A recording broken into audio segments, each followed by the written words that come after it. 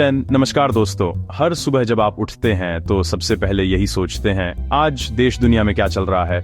तो आप बिल्कुल सही जगह आए हैं, क्योंकि यहाँ मिलती हैं आपको 10 सबसे बड़ी, ताज़ा और भरोसेमंद खबरें, बिना किसी ड्रामे के, सिर्फ सीधी और काम की बात। लेकिन शुरू करने से पहले आप चैट्स हैं, ये अपडेट्स आपको सबसे पहले मिले तो बस ये 3 काम कर लीजिए। वीडियो को लाइक कर दीजिए, अपने दोस्तों, परिवार और ग्रुप्स में शेयर कर दीजिए, और अगर आप पहली बार आए हैं तो सब्सक्राइब करके घंटी जरूर दबाइए। सर, अब चलते हैं आज के जीके दंगल की ओर। सवाल: भारत की पहली महिला मुख्यमंत्री कौन थी? ए. इंदिरा गांधी, बी. सरोजिनी नायडू, सी. सुचेता कृपलानी, डी. रुक्मिणी देवी अरुणडेल। सही जवाब नीचे कमेंट में लिखिए। डिजिटल सर्टिफिकेट और अगली वीडियो में जीके चैंपियन शाउट आउट। तो चलिए बढ़ते हैं। 15 जुलाई 2025 की 10 सबसे ताजा खबरों की तरफ। राजस्थान में मानसून का कहर। जयपुर, कोटा, उदयपुर और जोधपुर समेत पूर्वी राजस्थान में मूसलाधार बारिश से गंभीर जलभराव हो गया है। कोटा के खातोली में रिकॉर्ड 198 मिलीमीटर बारिश दर्ज हुई है। 12 जिलों में रेड अलर्ट जारी किया गया है। बाढ़ रिस्पांस टीमों ने राहत शिविर स्थापित किए हैं। ड्रेनेज सिस्टम की सफाई तेज कर दी गई है और नागरिकों को सुरक्षित ऊंचे स्थानों पर शिफ्ट होने की सलाह दी गई है। बढ़ते हैं अगली खबर की तरफ। कोटा में मेडिकल छात्रों का प्रदर्शन। कोटा जिला अस्पताल में मेडिकल छात्रों ने बुनियादी सुविधाओं और पर्याप्त स्टाफ की मांग को लेकर विरोध प्रदर्शन किया।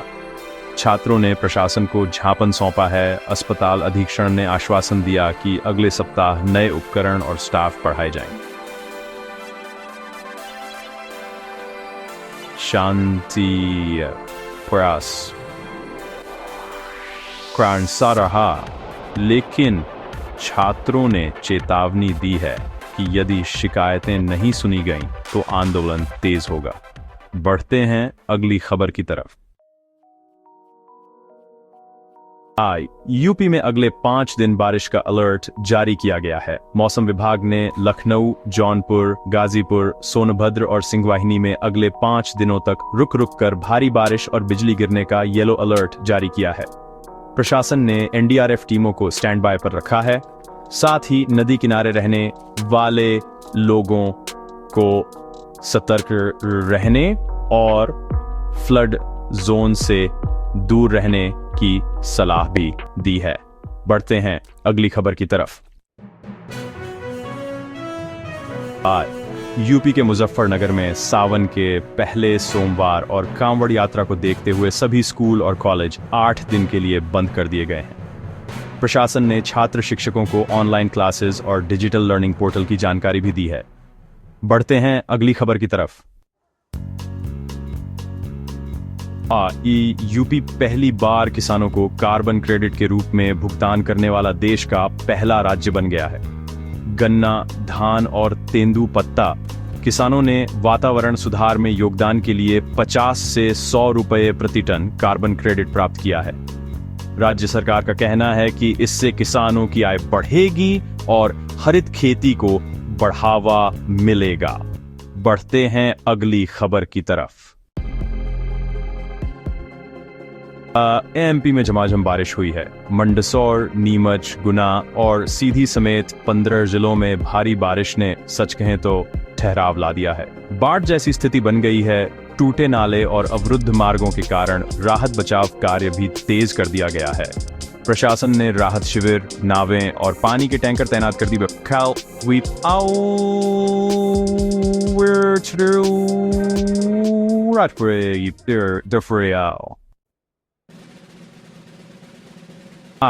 मध्य प्रदेश हाईकोर्ट के मुख्य न्यायाधीश के रूप में संजीव सचदेवा की नियुक्ति की गई है।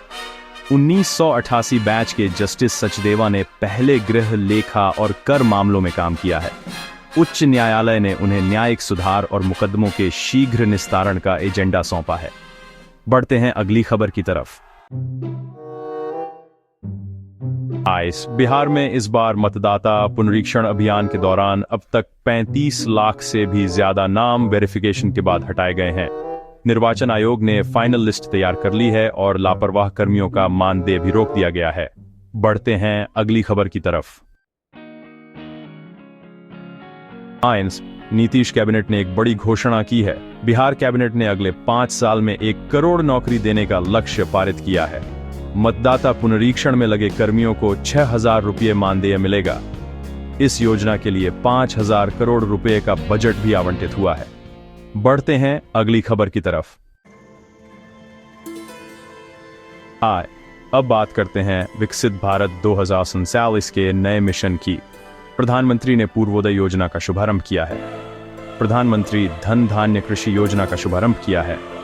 पूर्वी राज्यों में इंफ्रास्ट्रक्चर, डिजिटल कृषि और नवाचार पर खास जोर रहेगा, जिससे 2047 तक विकसित भारत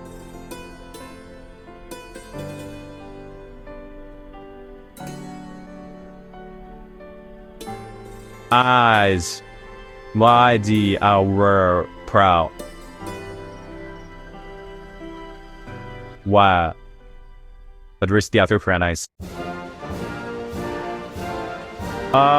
तो कैसी लगी आपको ये खबरें? नीचे कमेंट्स में ज़रूर बताइए। अगर वीडियो अच्छा लगा हो तो इसे लाइक और शेयर करना मत भूलिए। अगर आपने अभी तक सब्सक्राइब नहीं किया है तो फौरन सब्सक्राइब कर लीजिए और घंटी दबाइए। मैं फिर मिलूंगा ऐसी ही अच्छी और ख़ास खबरों के साथ। तब तक के लिए जय श्री राम, जय हिंद, वंदे मातरम।